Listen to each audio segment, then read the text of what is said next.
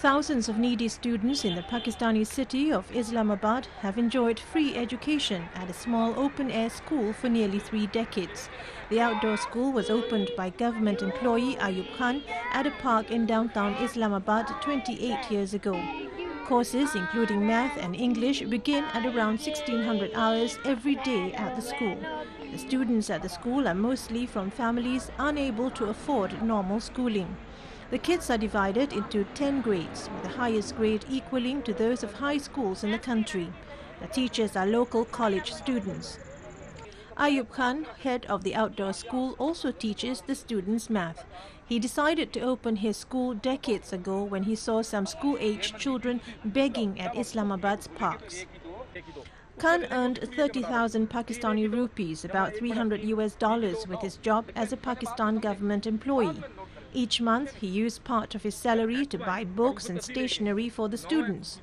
Thousands of students have studied at the school so far, and some of them have also succeeded in going to college. Among them is Anika, who often comes back to the school to teach math.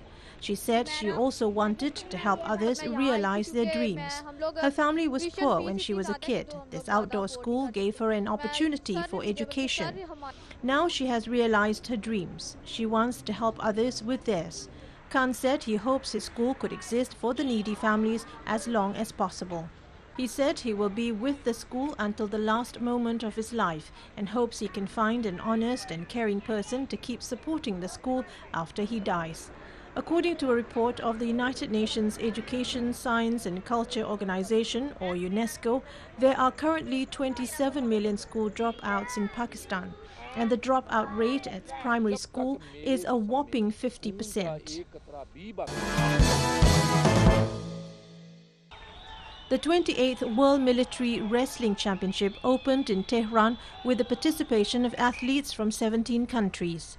Chief of Staff of Iran's Armed Forces said in a message to the event that the presence of world military wrestlers in Tehran indicates profound friendship existing among freedom-seeking nations. Major General Hassan Firuzabadi said attending this important event shows that the freedom-seeking countries are eager to promote friendship and peace during their fair competitions. CISM stands for the International Military Sports Council. After his Tokyo concert on Tuesday night, world-famous cellist Yo-Yo Ma played a specially made cello that includes a piece of wood from the miracle lone pine tree from Iwate, which braved the huge tsunami in 2011. Ma appeared on stage for an encore with the cello made of trees and a wooden house wrecked from the disaster.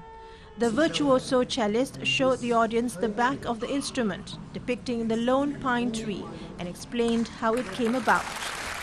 The cello was contributed by a violin maker in Tokyo. The sound post of the instrument came from the miracle lone pine tree that survived the tsunami in Iwate. Ma played the Catalonian folk song, El Cant del Ochels, arranged by the legendary Spanish cellist Pablo Casals. After the concert, Ma said the sound of the cello can empower those lost in despair and grief to stand up against tragedy. A member of the audience said the wonderful, heartfelt performance brought tears to her eyes. The Japanese traditional cuisine and food culture has been given the green light for designation as a UNESCO Intangible Cultural Heritage Asset. The UNESCO committee that screens candidates for registration recently recommended that Japanese food be listed. Japanese officials say such recommendations have never been overturned. It is highly likely that Japanese food will be officially designated in December. The Intangible Cultural Heritage System is aimed at protecting traditional performing arts, craftsmanship, festivals, and the like. The list currently includes 21 Japanese performing arts, events, and crafts. Among them are No, Kabuki, and Kyoto's Gion Festival. Japan's Cultural Affairs Agency proposed adding the country's cuisine and food culture to the list last year. Agency officials said Japanese food is closely associated with traditional annual events and tableware.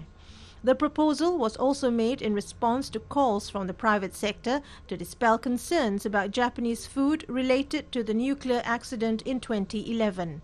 4 other food cultures are already on the list, including the French gastronomic meal and the Mediterranean diet. Sultan Qasim, the world's tallest man with staggering 2.51 centimeter height, has tied the knot with a Syrian woman who is 75 centimeter shorter than him.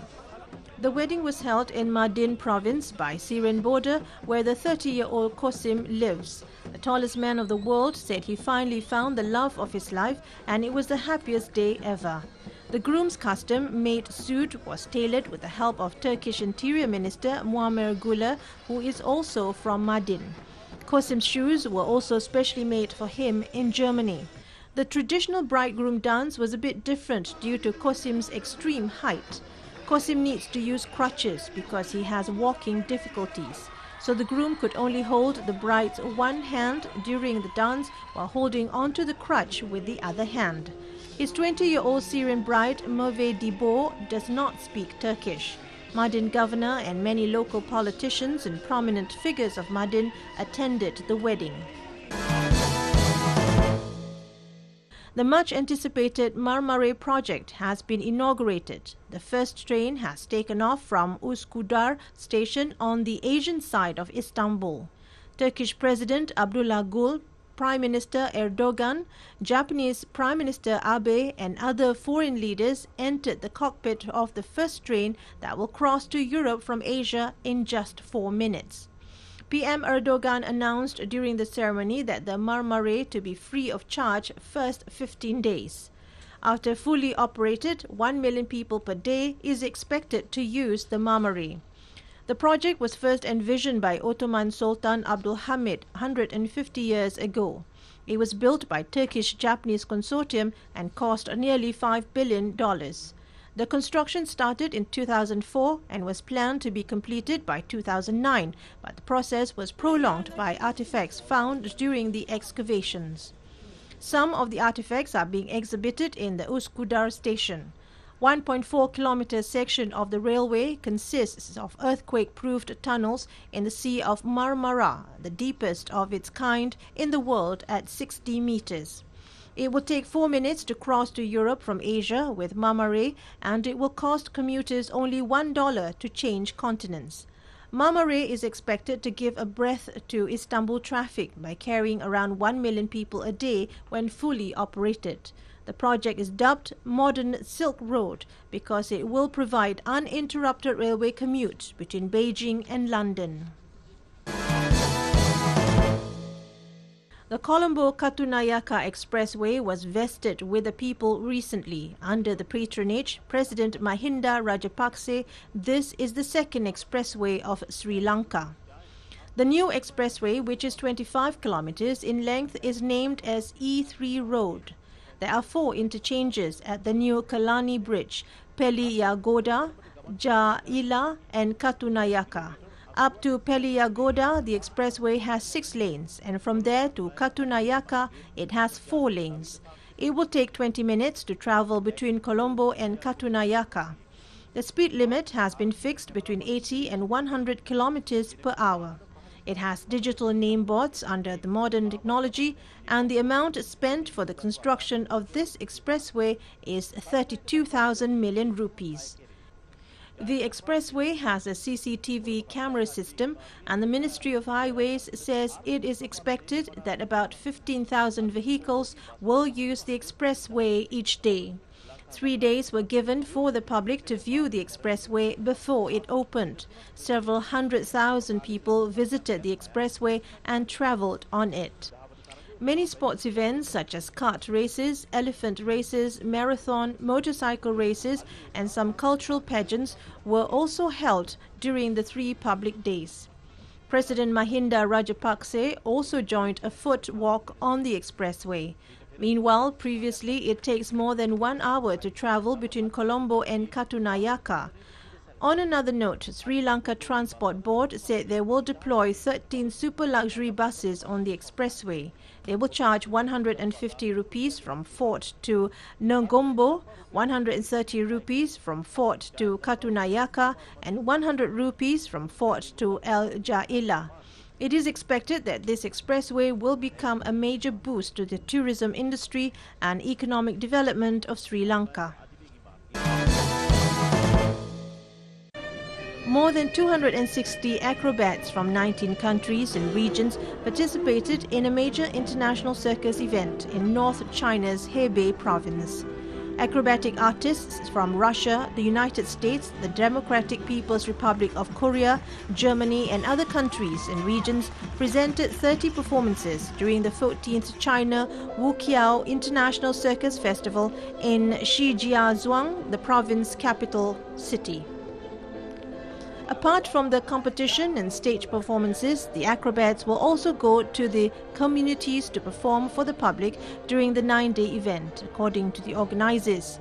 Known as Oriental Acrobatic Arena, the event was first originated in 1987 and is held every other year. The CWICF, named after the birthplace of acrobatics, Wuqiao County of Hebei Province, is considered one of the 3 most famed acrobatic competitions in the world, along with the Monte Carlo International Circus Festival in Monaco and the festival Mondial du Cirque de Demain, the World Festival of the Circus of Tomorrow in France. A robot climbs a staircase and closes a gas valve using its hand. Thanks to more than 50 sensors, this robot can accurately measure the distance and detect slopes on the way. It was developed to rescue people during emergencies like the nuclear accident in Fukushima. Han Jae-gwon, senior researcher robotics, said this robot is designed to climb ladders and drive cars. This robot accurately removes a head tumor using 4mm tweezers through a tiny incision in the skull. It can also precisely repair fractured bones without damaging the muscle tissue. These state-of-the-art medical robots will be commercialized within 5 years at the latest. This exhibition also showcases more sentimental robots that can dance to the latest hit songs. Cho Si-yoon, a visitor, said it's amazing to see them move like that and even dance to music. There are also those that can chat with the audience wearing the traditional Korean clothing called hanbok and reenact traditional rituals. It is a combination of robot technology and culture. Park Cheol-hyu of Korea Institute for Robot Industry Advancement said 10 years from now there will be an era where one robot will be in each household, accompanying them in every way. Korea's robot industry has now reached nearly $2 billion and ranks 5th in the world, becoming a potential growth engine for the Korean economy.